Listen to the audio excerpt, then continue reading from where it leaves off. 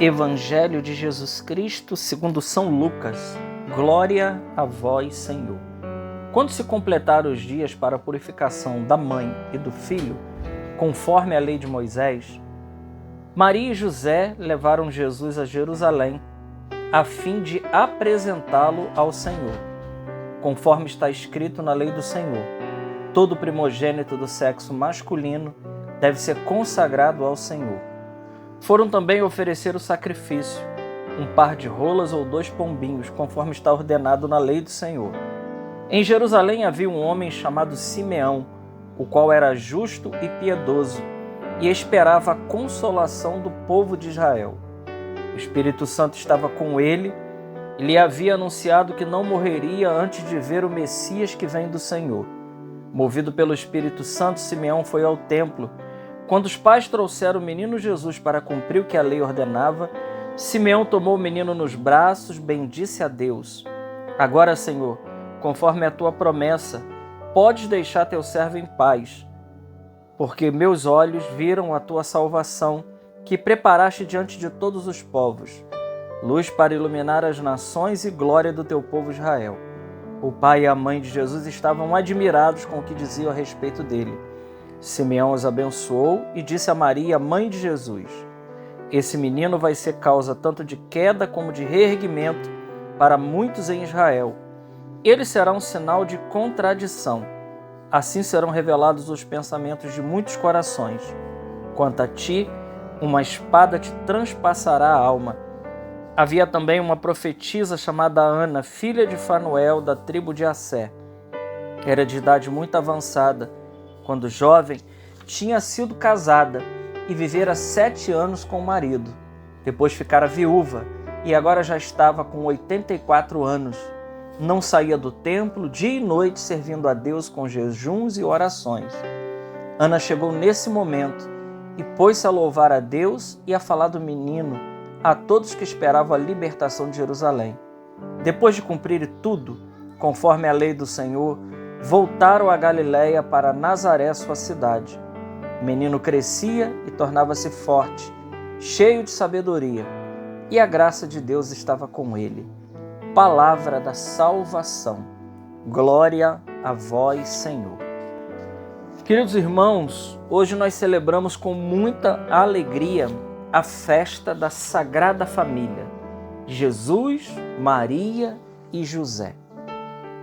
Encerrando aqui, esse ciclo, nós hoje trazemos dentro aí da oitava de Natal a festa da Sagrada Família, Jesus, Maria e José. E aqui a mensagem central para esta liturgia, sem dúvida alguma, é a família. O texto que nós acabamos de ler, nós já meditamos esse texto ao longo das semanas, em 2 partes, Uma primeira parte, depois a parte que aparece a profetisa Ana. Nós já andamos meditando esse texto a respeito da anunciação, da apresentação de Jesus no templo, que é esse momento aqui, o rito de purificação e tudo mais. Mas a mensagem central que o Evangelho traz para hoje, para cada um de nós, é a família. E para dizer a família, ela, ao contrário do que estão se querendo fazer com a família, fazer com que a família ela seja uma instituição secundária, não. A família ela é uma instituição primária. Isso aqui precisa ficar muito claro, muito claro para cada um de nós. Não é o Estado que é uma instituição primária, não. O Estado é aquele que precisa dar um suporte para que a família, que é uma instituição em si mesma primária, ela possa desenvolver o seu papel no mundo. Nós vemos hoje, infelizmente, uma degradação abundante no quesito chamado família. Há muito e alguns anos atrás, alguns bons anos atrás, nós poderíamos dizer aí, uns 50, 60 anos atrás, começou um processo mais árduo. Esse processo é anterior a isso, é claro, mas de 50 a 60 anos para trás, começa um processo mais árduo de desconstrução da família. A família ela tem sido desconstruída ao longo de muitos anos. Isso a começar de grandes instituições, né, como Ford, Rockefeller e etc., e tantas outras, né, mais recentes também. Pessoas que detêm o poder no mundo, pessoas que detêm o dinheiro do mundo, né? Instituições bitrilionárias, quatrilionárias, pessoas com muita influência e pessoas com muito dinheiro vêm fazendo esse processo de desconstrução da família cristã. É preciso lembrar aqui e dizer que a nossa sociedade ocidental, a sociedade como nós temos hoje, ela foi moldada, ela foi construída em cima de alguns valores que são importantíssimos, né? A nossa sociedade ocidental, por exemplo, ela foi montada, construída em cima da filosofia grega, em cima do direito romano, né? E em cima de toda a base cristã. Nossa sociedade ela foi montada por isso. É preciso lembrar que a única instituição que se conseguiu ficar de pé ao longo de toda a história da igreja foi a própria igreja. Ela conseguiu se constituir de pé durante todo esse tempo. Nós vamos lembrar aqui que no cristianismo nascente, até o ano de 313, antes um pouquinho de acontecer o Edito de Milão, os cristãos eles eram perseguidos, massacrados, e aí, a partir do Edito de Milão, concedido por Constantino, houve aquela paz para os cristãos. Depois nós temos em 475 a queda de Roma, Roma que rui de dentro para fora, maior império já conhecido, vem abaixo. E nós temos aí a invasão do povo bárbaro, que invadiu toda a Europa e que queria... E veja, foi a igreja que moldou essa civilização. Foi a igreja que converteu bárbaros através de mulheres muito santas, como Clotilde, por exemplo, que converteu o grande Clovis, o rei bárbaro, se torna cristão, e tantas outras realidades. Depois houve um período pequeno de paz, a alta cristandade, depois nova invasão de novo.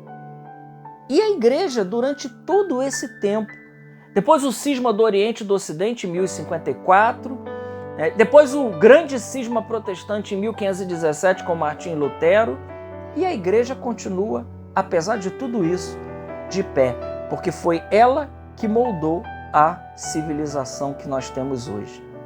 Então, montada no direito romano, na filosofia grega, em toda a tradição cristã. Aqui está um tripé fundamental. E o que essas instituições, o que a modernidade tem feito com aquela que é a base da sociedade a qual nós conhecemos hoje? Então é preciso desconstruir na base, e sabendo que a família é uma instituição primária e que a família é aquela que é a célula máter de toda a sociedade. O grande São João Paulo II já dizia isso, que a igreja ela é a célula mãe, ela é a verdadeira igreja doméstica, a família. E é muito claro a gente ver isso. Quando a família vai bem, a sociedade vai bem. Quando a família vai mal, a sociedade vai mal. Porque são das famílias que saem os grandes cientistas, que saem os santos, que saem os padres, que saem os bons profissionais de saúde.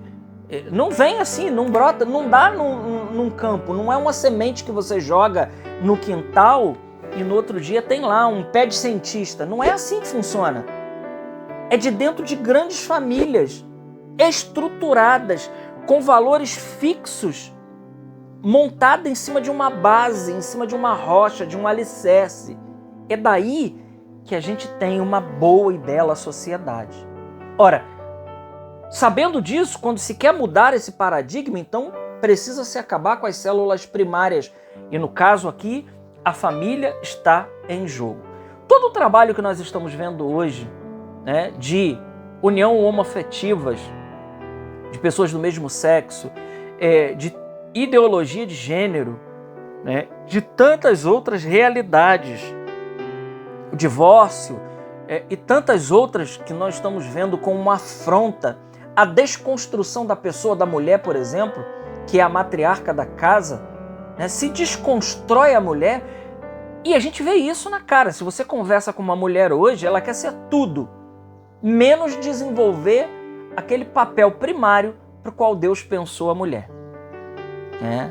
E até alguns acham que isso é machismo ou que isso é alguma afronta à mulher. Muito pelo contrário.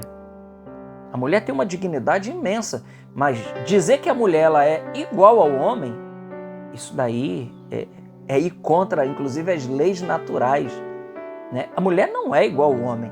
A mulher jamais será igual ao homem. Ela tem a mesma dignidade do homem. Agora, dizer que ela é igual em tudo ao homem, peraí, aí já é demais, né? Dignidade, sim. Por isso ela foi tirada da costela, né? Do mesmo lado, da mesma altura.